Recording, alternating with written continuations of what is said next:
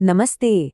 आज के इस खास हिस्टोरिकल एक्सप्लेनर में हम एक ऐसे सफर पर निकलने वाले हैं जिसने पूरी दुनिया का इतिहास बदल कर रख दिया। हम बात कर रहे हैं महात्मा गांधी के जीवन, उनकी विचारधारा और उन विशाल जन आंदोलनों की जिन्होंने आज़ादी की नींव रखी। अगर आप एग्जाम्स की तैयारी कर रहे हैं या बस इतिहास को गहराई से समझना चाहते हैं तो ये चर्चा आपके बहुत काम आने वाली है। शुरुआत एक बहुत ही दिलचस्प सवाल से करते हैं। क्या आप जानते हैं कि बिना कोई हथियार उठाए भी एक अकेले इंसान ने दुनिया की सबसे शक्तिशाली अंग्रेजी हुकूमत को घुटनों पर कैसे ला दिया? सुनने में किसी चमत्कार जैसा लगता है ना? लेकिन ये कोई कहानी नहीं है, ये एक सच्चाई है और आज हम इसी असाधारण सफर को डिकोड करने वाले हैं। तो आज का हमारा रोड मैप कुछ ऐसा रहेगा। सबसे पहले गांधी जी का प्रारंभिक जीवन, फिर दक्षिण अफ्रीका का उनका संघर्ष, उसके बाद भारत वापसी और उनके बड़े आंदोलन। इसके बाद हम उनके मूल सिद्धांतों को समझेंगे और आखिर में एक मज़ेदार रैपिड फायर एमसीक्यू रिवीजन भी करेंगे ताकि सब कुछ अच्छे से याद हो जाए। चलिए बढ़ते हैं पहले भाग की तरफ, प्रारंभिक जीवन और शिक्षा। देखते हैं कि एक साधारण से परिवार में जन्मा बच्चा कैसे एक ग्लोबल आइकॉन बन गया। सबसे पहले बेसिक फैक्ट्स जान लेते हैं। इनका पूरा नाम था मोहनदास करमचंद गांधी। जन्म हुआ 2 अक्टूबर 1869 को गुजरात के पोरबंदर में। इनके पिता करमचंद गांधी राजकोट रियासत के दीवान थे और माता का नाम था पुतलीबाई। एग्जाम्स के नज़रिए से ये छोटी छोटी डिटेल्स काफ़ी क्रूशल होती हैं, तो इन्हें ज़रूर याद रखिएगा। अब ज़रा इस टाइमलाइन पर गौर कीजिए। 1888 की बात है। महज 19 साल की उम्र में ये युवा कानून की पढ़ाई करने लंदन पहुंच जाता है। वहां इनर टेम्पल में अपनी पढ़ाई पूरी करने के बाद 1891 में वो एक क्वालिफाइड बैरिस्टर बनकर वापस भारत लौटते हैं। अब आता है हमारी चर्चा का दूसरा और बहुत अहम हिस्सा, दक्षिण अफ्रीका का संघर्ष। असल में यही वो जगह थी जहां से उनके अंदर के एक निडर राजनीतिक नेता का जन्म हुआ। इतिहास में 7 जून 1893 की तारीख बहुत मायने रखती है। इसी दिन रंग भेद और नस्लीय भेदभाव के चलते उन्हें पीटर मैरिट्सबर्ग स्टेशन पर फर्स्ट क्लास ट्रेन कंपार्टमेंट से बाहर फेंक दिया गया था। सोचिए, उस एक घटना ने उन्हें कितना झकझोर दिया होगा। बस यहीं से अन्याय के खिलाफ उनका एक ऐसा संघर्ष शुरू हुआ जो जीवन भर चला। और उसी संघर्ष से जन्म हुआ सत्याग्रह का। सत्याग्रह यानी सत्य और अहिंसा के बल पर शांतिपूर्ण तरीके से विरोध करना।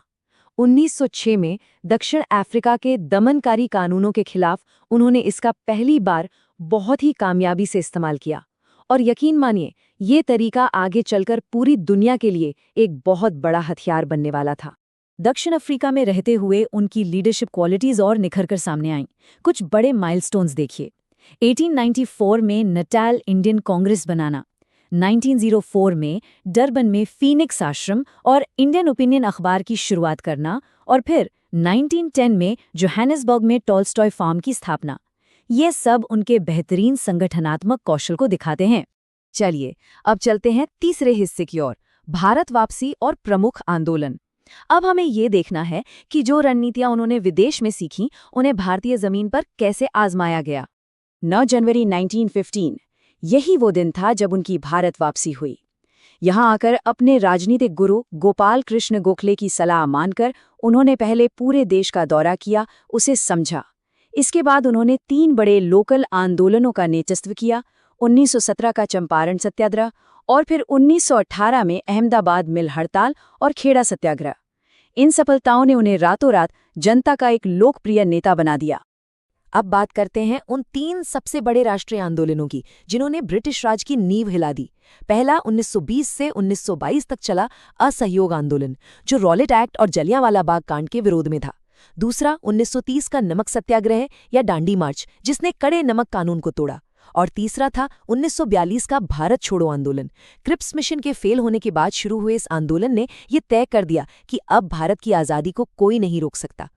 8 अगस्त 1942 को बम्बई के गोवालिया टैंक मैदान का वो नज़ारा, ऊर्जा बिल्कुल अपनी चरम पर थी। वहां उनका एक बहुत ही पावरफुल संदेश गूंजा।